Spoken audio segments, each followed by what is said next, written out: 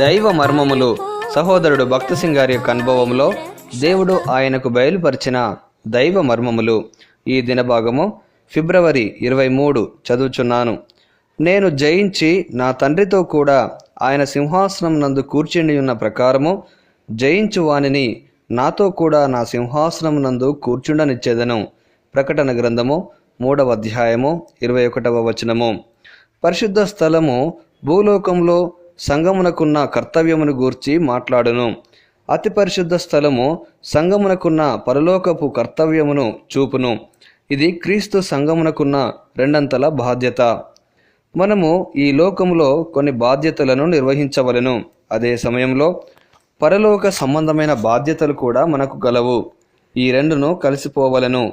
కొందరు భూలోక విషయములనే మనస్కరించుచు పరలోకమునకు సంబంధించిన వాటిని మరిచి ఉన్నారు. మరికొందరు పరలోక సంగతుల యందే పని కలిగి భూలోక సంగతులను మరచి ఉన్నారు.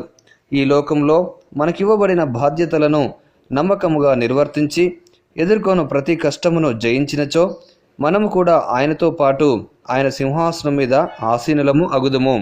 ముగింపు మాటలు. నేటి దిన వాక్యం ద్వారా ప్రభు మనలను ఆత్మీయంగా నడిపించి సహాయపడి సమృద్ధిగా ఆశీర్వదించునుగాక. ఆమెన్.